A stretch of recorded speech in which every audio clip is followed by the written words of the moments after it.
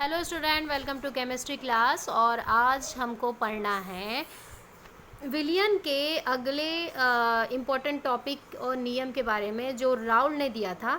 इससे पहले आपने पढ़ा है कि जब गैस आपका क्या हो रहा है, द्रव्य फॉर्म मतलब सॉल्यूट में हो रहा है, विलय में है, और विलायक में आपका लिक्विड ही है। तो इस तरीके के जो बने थे उसमें हेनरी के नियम का लागू किया गया था। हेनरी के नियम का पालन करते हैं। तो हेनरी के नियम के बाद अब हमें पढ़ना है राउल के नियम में, मतलब कि लिक्विड टू लिक्विड। मतलब इसमें क्या हो रहा है, विलय भी लिक्विड में है, द्रव्य में है, और विलायक भी आपको लिक्विड में है ना। तो ऐसे जो विलयन बनते हैं, मतलब जिसमें विलायक और विलय दोनों एक ही समान अवस्था में होते हैं, उसमें हम क्या करते हैं, राउल के नियम का उपयोग करते हैं। तो राउल के नियम को पहले जान लेते हैं कि क्या होता है। कि पहले इसके परिभाषा को जानिए कि किसी द्रव्य विलयन मतलब द्रव्य में प्रत्येक द्रव्य का आंशिक दाब उसके विलयन के मूल अंश के समानुपाती होता है। ठीक है, अब ये परिभाषा तो समझ लिए, लेकिन ऊपर से निकल गया होगा। तो अब जानते हैं इसको, थोड़ा चित्र के अनुसार समझते हैं। देखो भाई, मेरे पास दो कंटेनर है, ठीक है, ये रहा। इसमें मैंने एक विलयन रखा है, इसमें मैंने एक और विलयन रखा हुआ है, ठीक है। अब इसे मैं मानती हूँ ए, ठीक है। ए मान लो कि आपका ए क्या है कि सॉल्यूट है। सॉल्यूट मतलब विलय, आप लोग हिंदी में लिख सकते हो भाई, विलय। बी आपका क्या है, सॉल्वेंट है, विलायक, ठीक है। तो ए, अब इस कंटेनर को मैं क्या करती हूँ, ढक देती हूँ। ये मैंने ढक दिया, ठीक है। अब इन लोगों को अगर मैं ताप देती हूँ तो ये जो ए है, विलय सॉल्यूट है, इसके जो क्या होंगे, वाष्प दाब यहाँ ऊपर पे लगेंगे सरफेस पे। तो ये क्या होगा, इसका वाष्प दाब जो पहले लगेगा, मतलब ये सिंगल है, तो इसका वाष्प दाब क्या होगा, पी नॉट ए होगा। अब इसका वाष्प दाब क्या होगा, बी का वाष्प दाब पी बी नॉट। ये पी बी नॉट और पी बी नॉट ए होता क्या है, देखो, ज़ीरो का मतलब ये होता है कि ये प्रारंभिक दाब है। अभी ये क्या हो रहा है कि इसमें शुद्ध एक ही विलयन है, मतलब विलयन नहीं, एक ही आपका सॉल्यूट है, एक ही पदार्थ है। इस कंटेनर में केवल एक ही पदार्थ हमने भरा है जो सॉल्यूट है, ठीक है, वो भी द्रव्य अवस्था में है। हमने इस कंटेनर में क्या किया, एक पदार्थ भरा, वो भी द्रव्य अवस्था में, जिसको हम विलायक बोल रहे हैं, ठीक है। ये दोनों अलग अलग हैं भाई, ठीक। मान लो ये रमेश है और ये सुरेश है। अब रमेश क्या कर रहा है, वाष्प दाब लगा रहा है, ठीक है, और सुरेश अपना अलग वाष्प दाब लगाता है। तो दोनों के जो वाष्प दाब है वो एकदम शुद्ध अवस्था में, क्योंकि इसमें किसी और का मतलब मिलाव नहीं है। तो ये शुद्ध अवस्था के लिए हम यहाँ पे ज़ीरो लगाते हैं। क्लियर हो रहा है। इसको पी नॉट ए बोलते हैं, पी नॉट बी बोलेंगे। बी मतलब विलायक के लिए, ए मतलब आपका विलय के लिए। क्लियर हुआ। अब मान लो कि हमने इसे क्या किया, हमने इसे मिला दिया। हमने ए और बी को मिला दिया, गलती से नहीं, जानबूझ के भी आप मिला सकते हो, ठीक है। तो ए आपका सॉल्यूट, बी आपका सॉल्वेंट। मतलब कि मान लो ये सॉल्यूट में आपका था नींबू का रस, ये था जल, दोनों को आपने मिला दिया। तो अब दोनों का जो दाब होगा वो पहले का दाब होगा P1, ए का P1, दूसरे का P2, क्योंकि यहाँ पे देखो क्या हो रहा है, पहले का दाब P1 बराबर P नॉट ए, P2 यहाँ पे दूसरा था P नॉट बी। तो यहाँ पे दो दाब लग रहे हैं, P1 और P2, क्योंकि दो अलग अलग पदार्थ हैं। क्लियर हो रहा है। यहाँ पे कॉन्सेप्ट को समझने की कोशिश करो।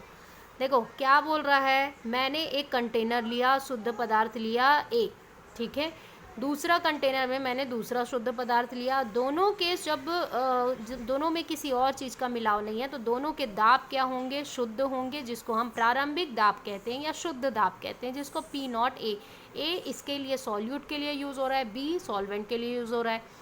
P1 दाब मतलब पहले कंटेनर का दाब, P2 दाब दूसरे कंटेनर का दाब। अब इसी दोनों चीज़ों को आप एक बर्तन में मिला लो, एक कंटेनर में और मिला लो, जानबूझ के मिलाओ या धोखे से मिलाओ। जब इस तरीके से मिलाए तो हमारे पास दो दाब, तो इसी कंटेनर में दो अलग अलग दाब हमको मिल रहे हैं। एक P1 दाब मिल रहा है, एक P2 दाब मिल रहा है, ठीक है। अब ये P1 दाब क्या करेगा, कौन सा दाब, अब देखो इस कंटेनर में 2 दाब हैं, तो अब आप कैसे, आपको पूछा जाए कि बताओ भाई ए का दाब ज़्यादा है कि बी का दाब ज़्यादा है, तो आप कैसे बताओगे? तब हम किस पे ध्यान रखेंगे? आपने पढ़ा है मोल प्रभाज, पढ़ा है इससे पहले वाले क्लास में मैंने मोल प्रभाज सभी को क्लियर करवाया हुआ है। तो मोल प्रभाज क्या होता है? मोलों की संख्या, किसके मोलों की संख्या भाई? मोलों की संख्या किसके?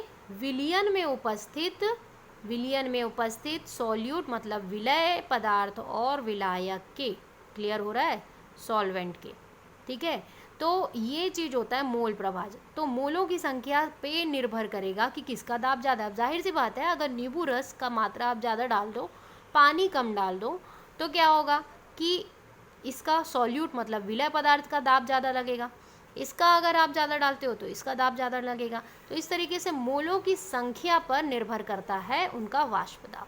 क्लियर हो रहा है? तो अब हम दोनों का कैसे लिख सकते हैं? P1 इज इक्वल, मतलब दाब किस पे निर्भर कर रहा है? मोल संख्या पे, मोल संख्या पे निर्भर कर रहा है, ठीक है।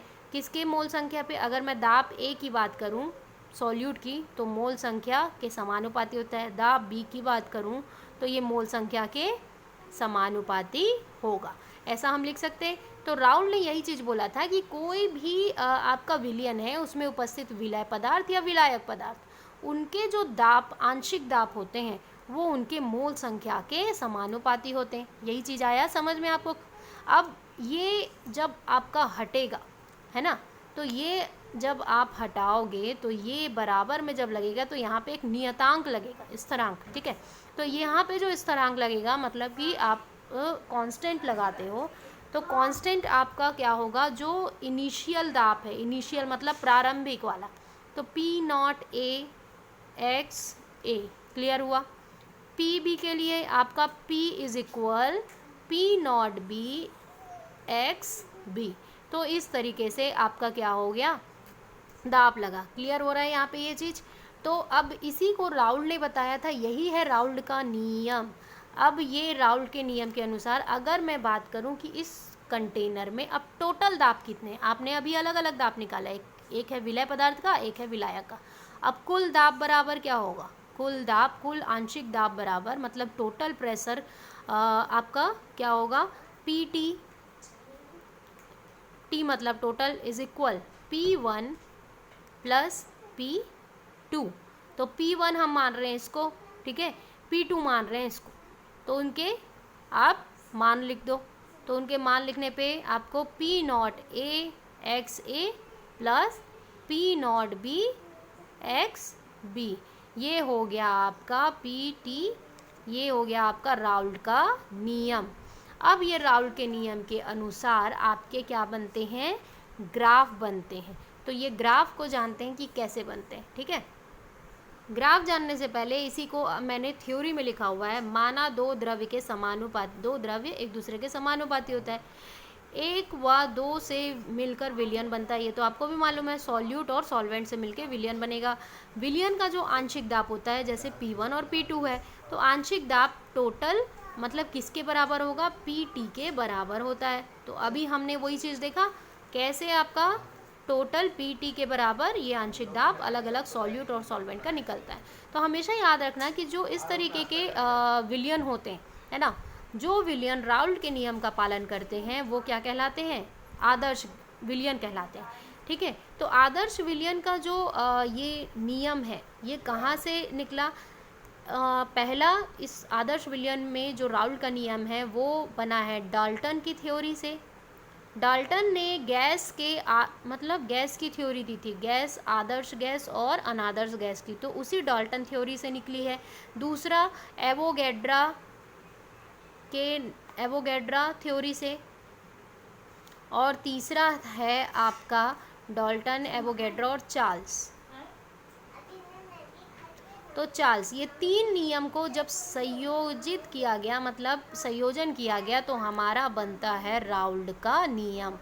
तो याद रखना, राउल्ड का नियम तीन नियमों का एक संयोजन है, ठीक है। तो यहाँ पे ये चीज़ क्लियर हुआ कि राउल्ड का नियम क्या होता है। तो नेक्स्ट वीडियो पे चलते हैं इसके ग्राफ पे। तो ग्राफ पहचानते हैं कि कैसे बनते हैं राउल्ड के नियम के अनुसार ग्राफ।